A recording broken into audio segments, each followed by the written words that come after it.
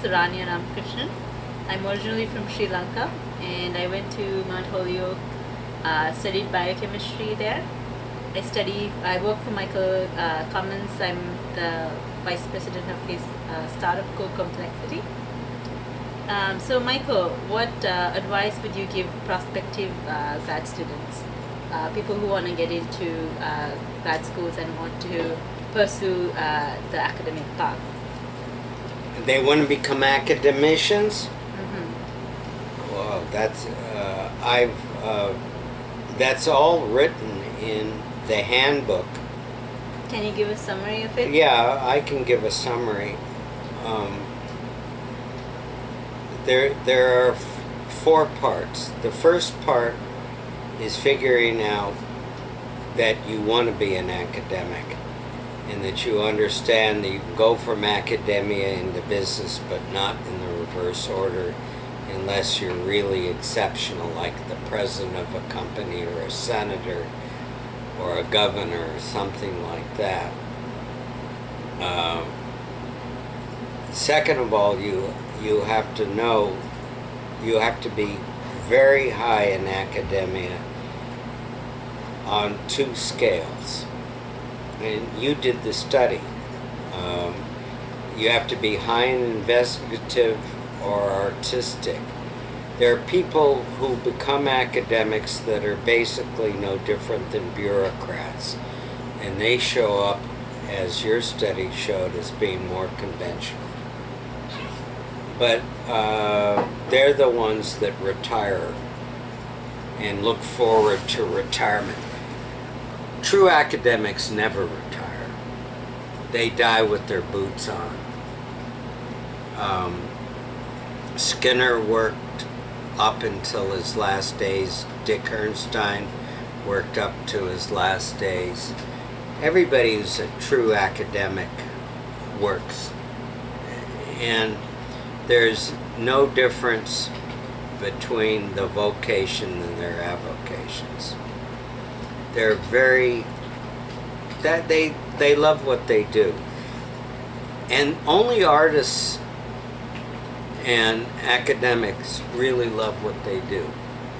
Most people, there are business owners that love what they do, and that's why there's so many small businesses, is they really do like running their own lives and businesses. But most people settle. And I already explained why people settle. But academia is not for people who settle. Academia, I always thought that it was very hard to get ahead in Hollywood. And what I found out is it's no different. The getting ahead in Hollywood and getting ahead in academia was a very similar skill set. You had to be very smart, you had to be creative, and you had to be able to stand up for yourself.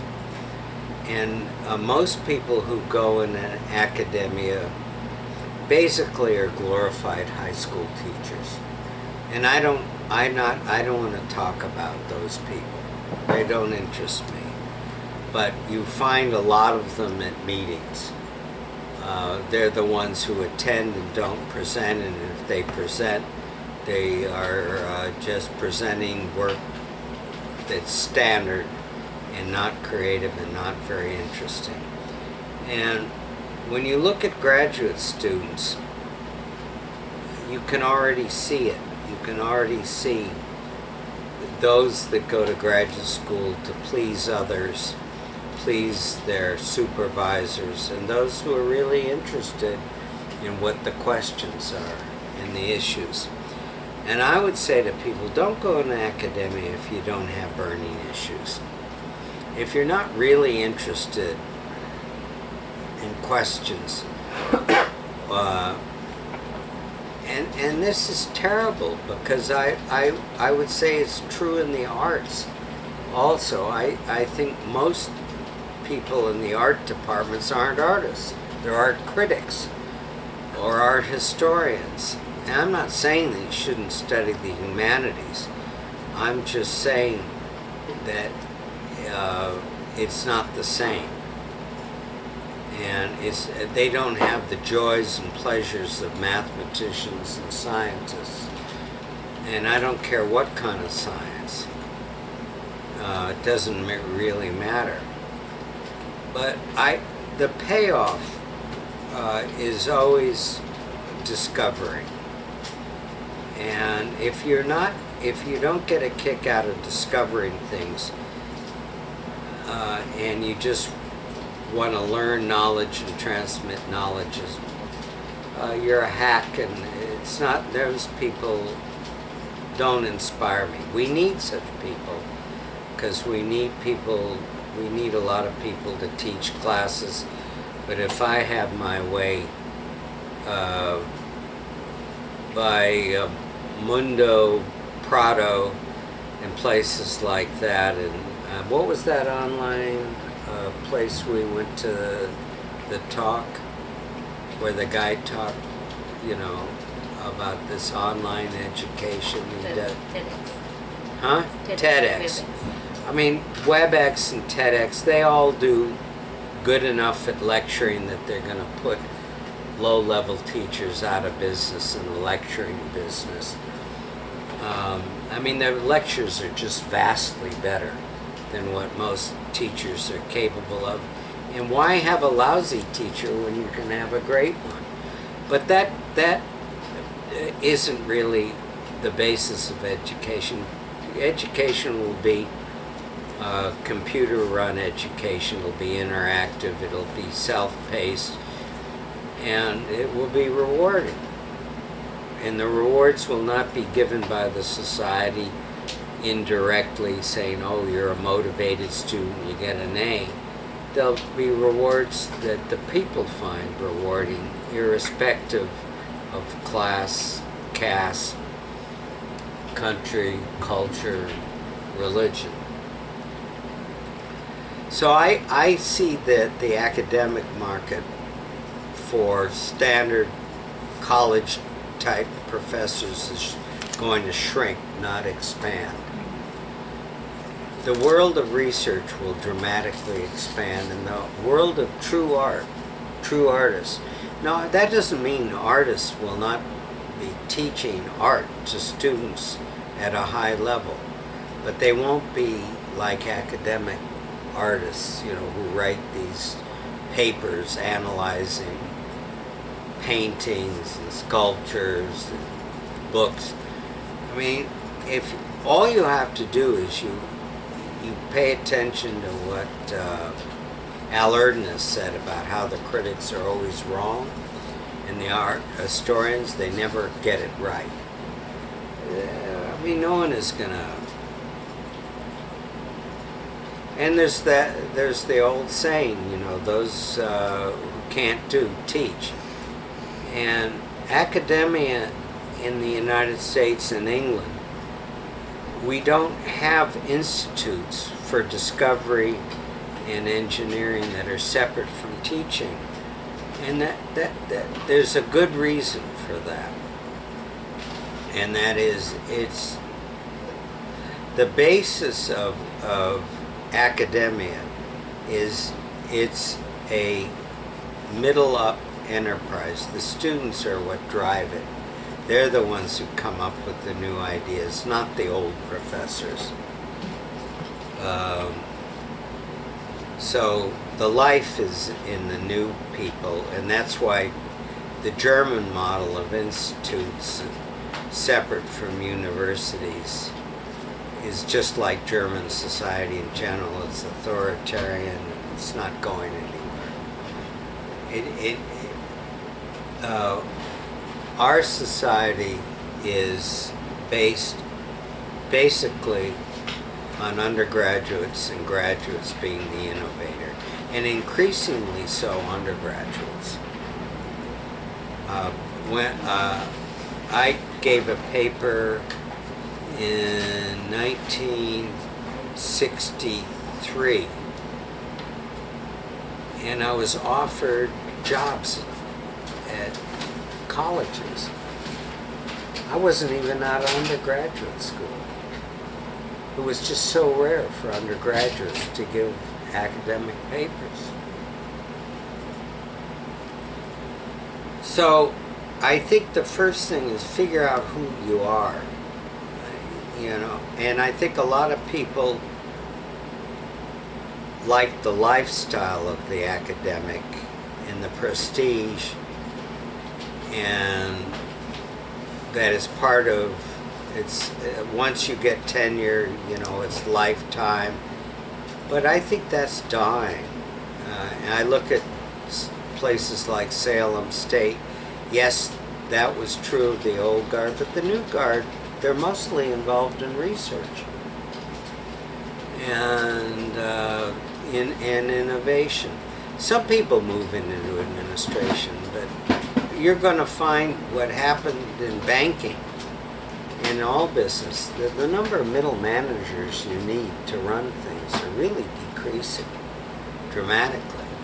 There aren't going to be these middle management paper-pushing jobs. I don't want to talk to a banker. I would have rather filled out forms. I didn't need to go through all the bureaucracy. And I think people are worried about the growth of bureaucracy. The right wing is. It's going to die of its own weight. Our problem is, what are we going to do with people who are not smart enough to be creative academics? That's what this is, and artists and filmmakers, and that's the problem that society faces, not about jobs for blue-collar workers that have been automated out. It's the wrong end they're looking at. The end is what are we going to do with people who really... We're not going to need people for most jobs. We just aren't. We'll have more child care workers, old people care workers. Those kind of jobs will be available for a long time. You can't automate them, because we need interpersonal touch. We actually have to have real people. But so academics have to think about what issues are burning issues for them. That doesn't mean they have to stick. Would you not fool with your shoes on camera? Thank you. That does not mean they have to stick with the same question. In fact, questions should evolve as the people evolve. But they have to find the discovery. And taking risks is part of who they are. So that's part one, finding out who you are. Do you fit? Part number two is after you find out how smart you are, if you're not at least systematic stage, just don't even try.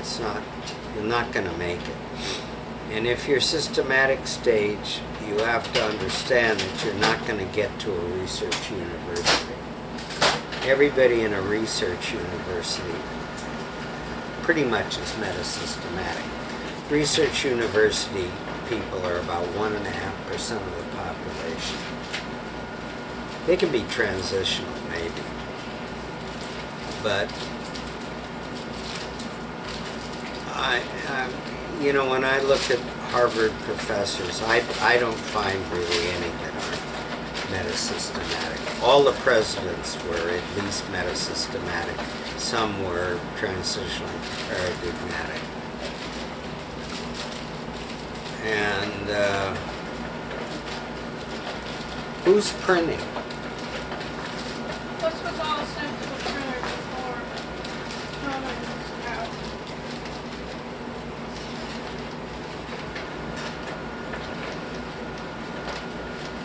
Would you pause it?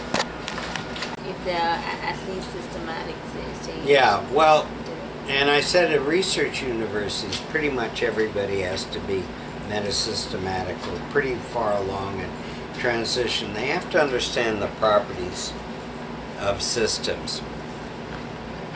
There are hacks, and hacks can survive in academia by rewriting the same paper over and over that they learn from their advisor and doing small variations. They can be forever graduate students, and they can, as you in your study found, that they even can get grants. But they don't contribute much, and they're the ones who retire. They don't really like what they do.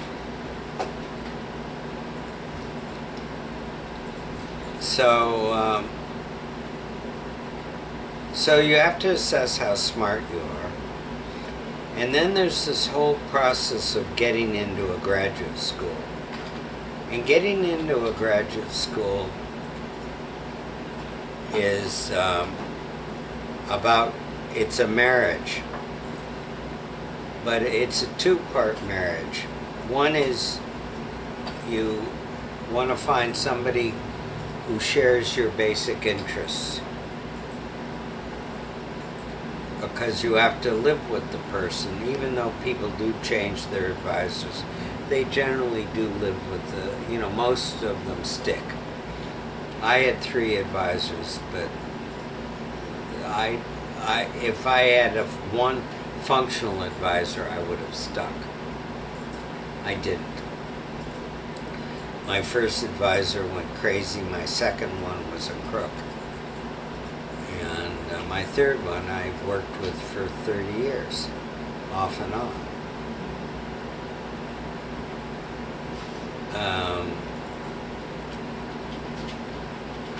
So, applying to schools, you do have to prepare, even though what Schoenfeld showed is how much you published is a better indicator of how you will do in graduate school than your GRE scores. But you do have to face the fact that they still use these pretty worthless tests, and you have to prepare for them, and you have to get good at test taking by practicing charting and speeding up and taking the GREs, and you should be able to be in at least the top 80%. And choosing schools, you do the search systematically by reading papers that interest you and looking at universities of those people and seeing how well good a match you think there is. And it's hard to get a good match. There aren't very many, and that's a good thing, because it means that if you don't match a lot of people, it means you're more likely to be an innovator, because they're not doing exactly what you want to do. If they are, you're not going to be much of an innovator. Make sense? Yeah. My next question. Wait, I'm not done. And the third part is going to graduate school. And going to graduate school, you do have to learn what the professors have to teach you and working, on their projects. But from the very beginning of graduate school, you should have an idea of what you want to do for your thesis and start on it. You don't want to spend a lot of time in graduate school. You have to be rich if you want to do it. It's not a good idea, and it limits the job market. And remember, your next thing will either be a postdoc or a job at an academic university, a research one. And so the rules of publishing nowadays, publishing, how you handle yourself in terms of marketing is you really have to be self-marketing. You have to have a website. You have to have your articles posted, your presentations posted. You have to be marketing yourself from the very beginning. You have to go to meetings. You have to meet people.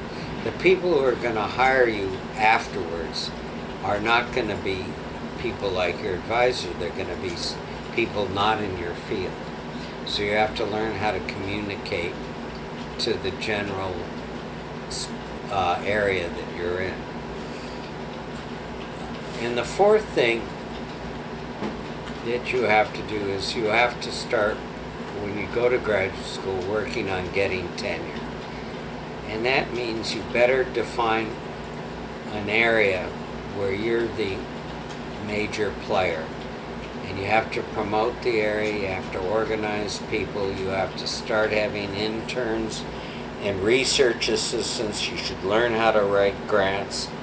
You should do all the things that successful assistant professors do and not put it off and wait till you're there. If you wait, it's too long. It's over with.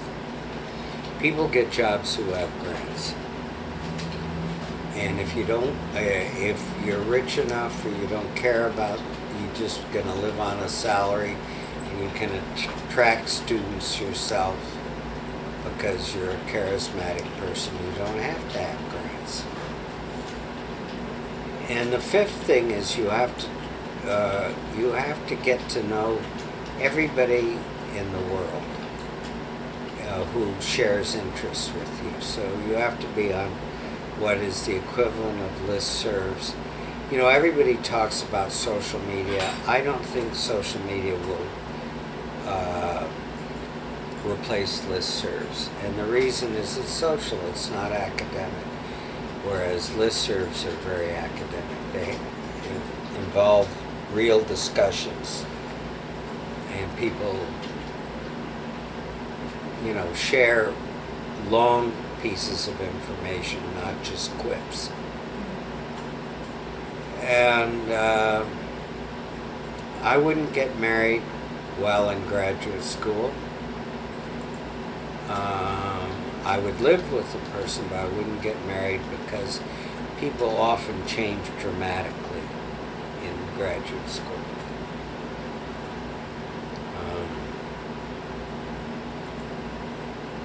Not everybody.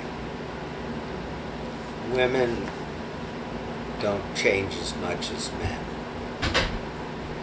And there are rules you're not supposed to marry your students. I think those are all bad rules. You're up next, Sartak. I'm tired. I know, it doesn't matter. Okay, so what's your next question? Did I do enough? Mm-hmm. All right. So, what do you think of the current political situation In the world? in America? In the United States?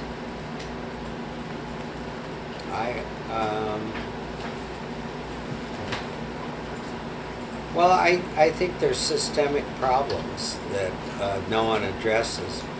I think we're slowly going to move from a experiential, logical society that looks like religion, except it's civil. So we have civil and criminal law, and what government consists of are bureaucrats and who basically are civil law enforcers and people who make decisions about the laws, and they're experiential. And I think the system will shift where there is a theoretical and empirical basis for policy. And I think that shift it's already started. I mean, 54 was a landmark decision where the social sciences used to argue that there couldn't be separate and equal schools. And that was based on real data. But I think the amount of real data used in decision making in politics is going to go up and up and up. For instance, drug laws. We're now moving towards treating drug issues as a public health issue and a mental health issue, and not as a criminal moral issue. And those trends will only accelerate. And the big problems society face is that we're going to get richer and richer, and the number of people who are being supported.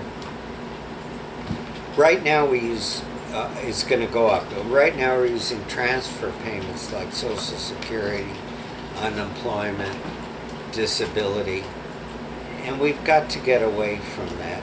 And we have to have jobs that reflect the interests of the people who do them. And that depends on their stage and interests, and we're going to have to subsidize those jobs.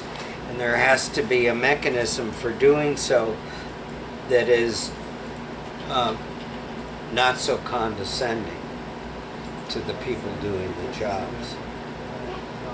And I think this is the major political issue. And I think the differences between the parties are minimal and unimportant. The Republicans are more punishment oriented, which is terrible, and the Democrats believe in giving everything away. Hey, would you guys be quiet? Thank you. Are for giving everything away with no contingencies, and they're both wrong. And I think in foreign policy, we're slowly figuring out that we need bigger political units and we have to work with our enemies. We're doing a great job with China. We're doing a terrible job with ISIS and Al-Qaeda. And we have to recognize that there are people we don't like that we have to get along with. And I would solve many more of the problems in the world by having computer-run education, by starting schools all over the world that are international schools and not religious schools. We spend billions and billions on defense, and we spend almost nothing on international education. And education is clearly the answer to most of the world's problems. And we have to get better at it. A third of the people fail in the United States and in Europe in learning to read. A third. We can't have that. We have to have computer education. And we have to figure out what to do with people with disability.